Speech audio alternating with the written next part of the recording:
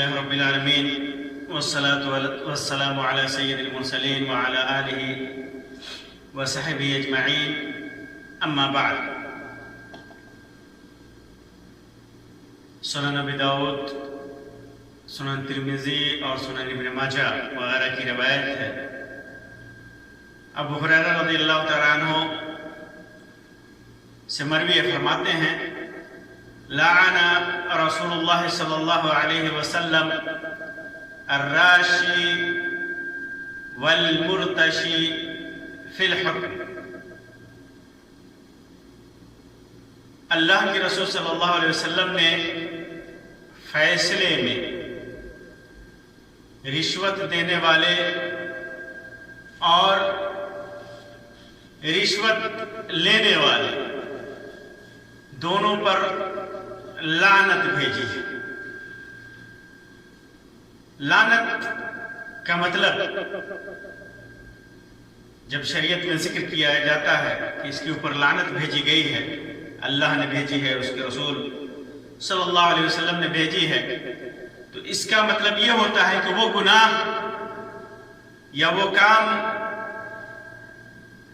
جس کے سلسلے میں لعنت بھیجی گئی ہے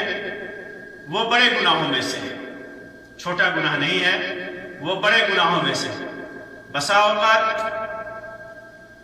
اس گناہ کا انجام جہنم بھی ہوتا ہے. اور لعنت کا مطلب ہوتا ہے اللہ کی رحمت سے دھتکارا گیا. جو آدمی اللہ کی رحمت سے دھتکار دیا جائے تو ظاہر سی بات ہے کہ وہ آدمی ناکام اور خائب و خاسر ہوگا. یہی وجہ ہے کہ رشوت بھی ان گناہوں میں سے ہے جن کا شمار بڑے گناہوں میں سے ہوتا ہے. رشوت کا انجام بھی بڑا بھیانک ہوتا ہے. اس کا نتیجہ معاشرے میں ظلم و زیادتی، معاشرے میں حق تلفی، معاشرہ ان بیلنس ہو جاتا ہے. جس کو حق ملنا چاہیے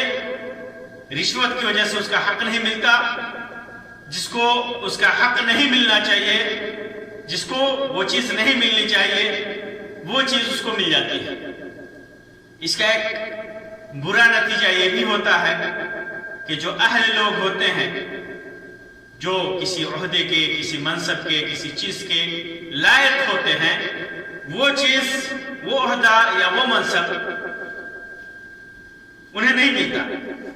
اور جو نالائق اور نااہل لوگ ہوتے ہیں ایسی چیزوں پر قابض ہو جاتے ہیں. اسی وجہ سے رشوت بڑے گناہوں میں سے ایک گناہ ہے، اور لینے والا بھی دینے والا بھی دونوں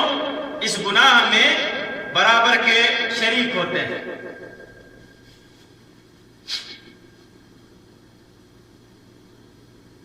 اسلام چونکہ ایک معتدل دین ہے، معاشرے کی برائیوں کو دور کرنے والا دین ہے، اسی وجہ سے رشوت اور جیسے دیگر گناہوں کو جن کا برا اثر معاشرے پہ پڑتا ہو حرام قرار دیا ہے. اللہ تبارک و تعالیٰ نے فرمایا وَلَا تَأْكُلُوا أَمْوَالَكُمْ بَيْنَكُمْ بِالْبَاطِلِ، ناحق ایک دوسرے کا مال مت کھایا کرو. وَتُدْلُوا بِهَا إِلَى الْحُكَّامِ لِتَأْكُلُوا فَرِيقًا مِنْ أَمْوَالِ النَّاسِ بِالْإِثْمِ وَأَنْتُمْ تَعْلَمُونَ. ایک دوسرے کا مال ناحق نہ کھایا کرو، نہ حاکموں کو رشوت پہنچا کر کسی کا کچھ مال ظلم و ستم سے اپنا لیا کرو، حالانکہ تم جانتے ہو کہ یہ ظلم و ستم سے تم اس کو لے رہے ہو. تو ایسی صورت میں تم حاکموں کو رشوت پہنچا کر کے کسی کی دولت، کسی کا حق مت مارو. تو رشوت یہ کسی بھی صورت میں حرام ہے، کسی بھی صورت میں حرام ہے اور اللہ تبارک و تعالیٰ کی لعنت کا سبب ہے. رشوت کی بہت ساری صورتیں ہیں معاشرے میں، رشوت کی بہت ساری صورتیں ہیں. جیسے کسی عہدے کا حصول، منصب آدمی چاہتا ہو، کوئی عہدہ چاہتا ہو، قاضی بننے کے لیے، جج بننے کے لیے، امیر بننے کے لیے، رئیس بننے کے لیے، ایم پی بننے کے لیے، ایم ایل اے بننے کے لیے، مکھیا بننے کے لیے، جو بھی منصب، جو بھی عہدہ ہے، مدرسوں میں ہے تو صدر مدرس بننے کے لیے، ہیڈ ماسٹر بننے کے لیے، جماعت و جمعیت ہے تو اس کا امیر بننے کے لیے، ناصب بننے کے لیے، کوئی عہدہ پانے کے لیے آدمی یا نوکری کے لیے، یہ سب رشوت ہے۔ اور رشوت صرف پیسے سے نہیں ہوتا، صرف پیسہ دینا یہ رشوت نہیں ہے، بلکہ خدمت کسی بھی شکل میں ہو، خدمت کی شکل میں، استعمال کی جانے والی اشیاء کی شکل میں، کوئی چیز ہدیہ کی شکل میں، تحفہ کی شکل میں، جس طرح بھی دیا جائے وہ رشوت ہے، وہ رشوت ہے۔ یہی وجہ ہے کہ ایک عامل کو جب وہ صدقہ اور خیرات پر کہ وہ حصول پر معمول تھا، جب ہدیہ ملا تو اللہ کے رسول صلی اللہ علیہ وسلم ناراض ہو گئے۔ ایک بہترین حدیث ہے، کسی موقع سے انشاءاللہ اس کی وضاحت کی جائے گی۔ تو کسی بھی منصب اور عہدے کے حصول کے لیے یا عہدے پر رکھتے ہوئے آدمی کوئی چیز لے تو وہ رشوت ہے، کیونکہ ایسی صورت میں نااہل لوگ جو اس منصب کے لائق نہیں ہے اس پر فائز ہو جاتے ہیں، اس کے اہل نہیں ہیں، اور وہ چیز وہ عہدہ ان کو مل جاتا ہے۔ اسی طرح قاضی کے ہاں، جس کا ذکر اس حدیث میں ہے، جس کو میں نے پڑھی، قاضی کے لیے اپنا فیصلہ اپنے حق میں کرنے کے لیے، قاضی کے ہاں آدمی یا تھانے میں یا پولیس میں یا گورنمنٹ میں یا جیسے بھی ہو، کسی بھی افسر کے سامنے اگر وہ پیسہ دیتا ہے، کوئی چیز دیتا ہے، تو یہ رشوت ہے اور یہ حرام ہے۔ یہ حرام ہے کیونکہ آدمی دوسرے کا حق ایسی صورت میں مار لیتا ہے، جو اس کا حق نہیں ہے وہ حق مار لیتا ہے۔ رشوت کہتے ہی ہیں کہ حق کو ناحق بنا دینے یا ناحق کو حق بنا دینے کے لیے جو مال یا کوئی چیز دی جائے، یہی رشوت ہے، یہی رشوت ہے۔ تو آدمی قاضی کے ہاں، جج کے ہاں، افسر کے ہاں، تھانے میں حق کو ناحق بناتا ہے اور ناحق کو حق بناتا ہے، اور یہ وہی رشوت ہے جس پر اللہ کے رسول صلی اللہ علیہ وسلم نے لینے اور دینے دونوں طرح، لینے والے اور دینے والے دونوں طرح کے آدمیوں پر لعنت فرمائی ہے۔ اسی طرح کوئی کام نپٹانے کے لیے کسی کمپنی میں یا گورنمنٹ کے کسی آفس میں کام نپٹانے کے لیے رشوت دیتا ہے تو دینے والا بھی مجرم ہے اور لینے والا بھی مجرم ہے۔ اسی طرح تعلیمی امور میں بھی رشوت ہے، جیسے آدمی، بہت سارے ٹیچر ایسے ہوتے ہیں جو اسکول میں بھی پڑھاتے ہیں اور ٹیوشن بھی کراتے ہیں، تو جو طالب علم ٹیوشن کرتا ہے اس کو تو پاس کرا دیتے ہیں، لیکن جو ٹیوشن نہیں کرتا ان کے پاس انہیں کم نمبر دیتے ہیں، یا جس کا وہ حقدار ہے وہ نمبر نہیں دیتے، اور جو ان کے ہاں ٹیوشن کرتا ہے وہ حقدار نہیں ہے پھر بھی اس کو وہ نمبر دیتے ہیں۔ اسی طرح مدرس مفتی کو یا عالم دین کو اپنے حق میں فیصلہ کرانے کے لیے، اپنے حق میں فتویٰ دینے کے لیے کوئی چیز ہدیہ اور تحفہ کے طور پر دینا، استاذ کو اپنے بچے کو پاس کرانے کے لیے ہدیہ اور تحفہ کے طور پر دینا، یہ ساری چیزیں رشوت ہیں، یہ ساری چیزیں رشوت ہیں، اور ایسی صورت میں دینے والا بھی اور لینے والا بھی دونوں ملعون ہیں۔ یہاں ایک چیز اور ہے،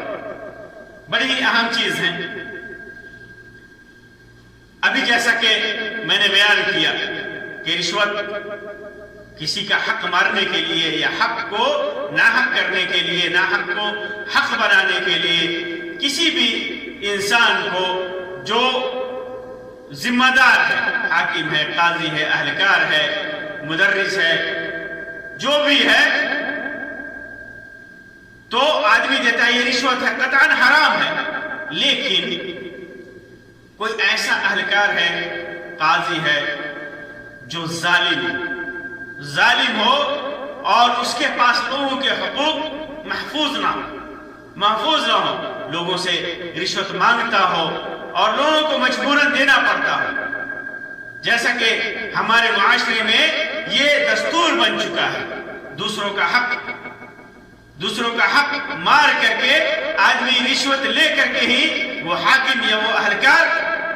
اس کا حق دیتا ہے. اور یہ آدمی مجبور ہے، اس کا اپنا حق ہے. جو اس کا حق ڈوب رہا ہے یا کوئی اس کا اہم کام نہیں ہو پا رہا ہے، اس کے سارے حقوق مارے جا رہے ہیں، تو ایسی صورت میں علماء نے مجبوری کی حالت میں رشوت دینے کو نہایت مجبوری کی حالت میں رشوت دینے کو یہاں پر جائز قرار دیا ہے. لیکن یہاں پر دو باتوں کا خیال ضروری ہے. پہلی بات کہ اپنا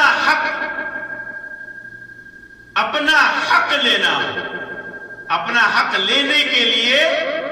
مال کا خرچ کرنا ضروری ہے،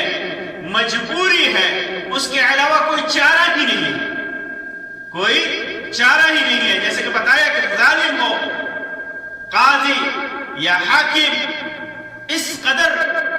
ظالم ہو کہ اس کا حق اس کے بغیر دے گا ہی نہیں، اور اس کو اپنا حق لینا ہے. مثال کے طور پر کسی آفس میں کھیت سے متعلق،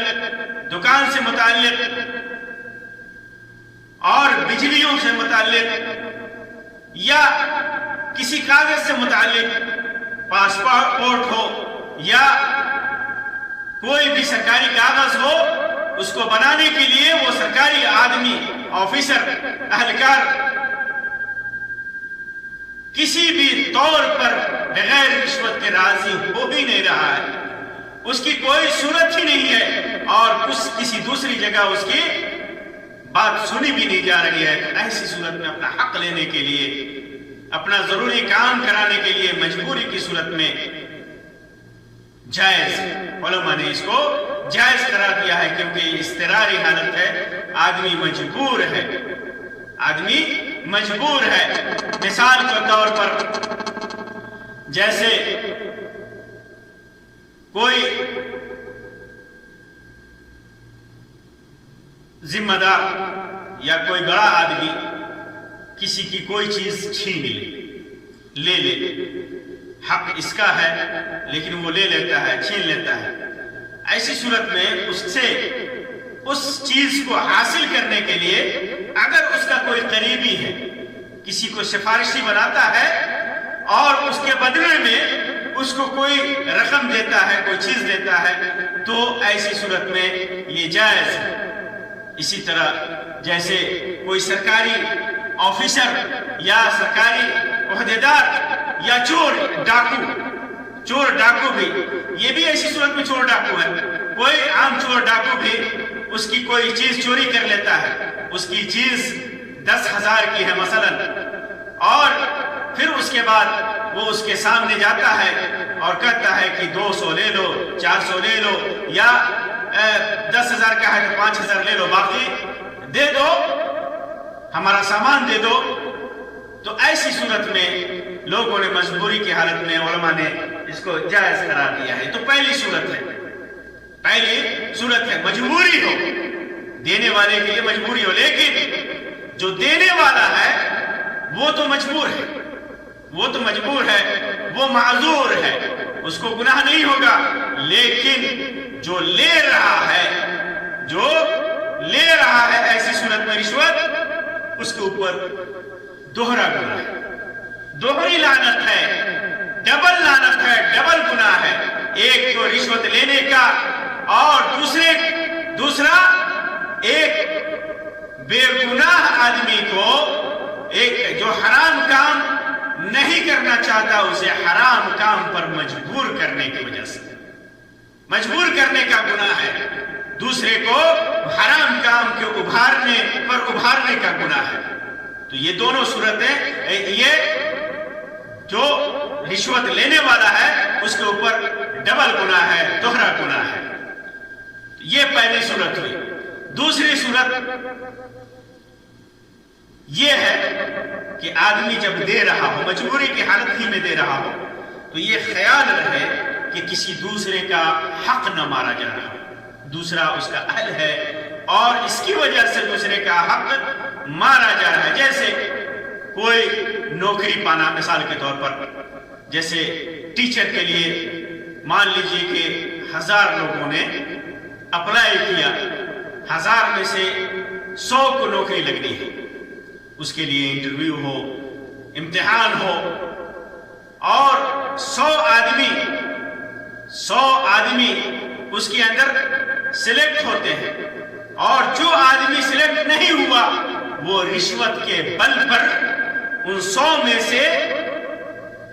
کسی نہ کسی کو اس نوکری سے، اس حق سے دور کر دیتا ہے۔ جس کا حق ہے اس کے حق کو چھین لیتا ہے، دوسرے کی حق تلفی کر لیتا ہے، جو اس کا اہل ہے، جو اس کا اہل ہے۔ یہی مثال تمام نوکریوں میں ہے، تمام چیزوں میں ہے، تمام معاملات میں ہے۔ اگر دوسرے کا حق مارا جا رہا ہے اس کے رشوت کے بل پر، اس کے رشوت کی وجہ سے، تو یہ قطعاً حرام ہے۔ معلوم ہے اسے کہ اس کی وجہ سے دوسرے کا حق مارا جا رہا ہے، حالانکہ اس کو ضرورت ہے، حالانکہ اس کی ضرورت ہے، لیکن پھر بھی اگر وہ دوسرے کا حق ہے تو اس کے لیے قطعاً جائز نہیں ہے۔ اور تو اور دوسرے کا حق مار کر کے اگر اس نے نوکری لی، دوسرے کا حق مار کر کے اگر اس نے نوکری لی، تو جب تک یہ زندہ ہے، جب تک اس نوکری میں ہے اور اس نوکری کی جو کمائی ہے وہ ہمیشہ ہمیشہ یہ اس کے لیے حرام ہے، ہمیشہ ہمیشہ کے لیے حرام ہے۔ لیکن اگر یہ خود اس کا حقدار ہے، ان 100 لوگوں میں اس کا نام بھی ہے، لیکن آفیسر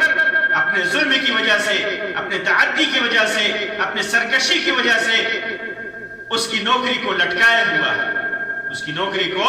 لٹکائے ہوا ہے، اس کا حقدار یہی ہے، اور رشوت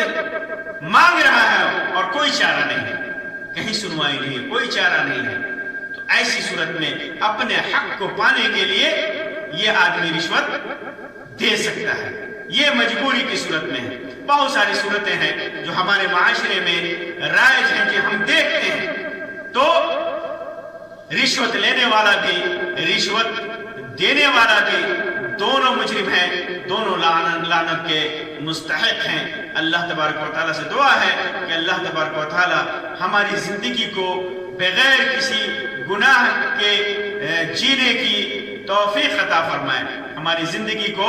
نیکیوں سے بھر دے، گناہوں سے اللہ تبارک و تعالیٰ پاک کر دے۔ جو بھی گناہ ہو جو ہمارے لیے دنیا اور آخرت میں نقصان دہ ہو، اللہ تبارک و تعالیٰ ہمیں ان گناہوں سے محفوظ رکھے، اور جو بھی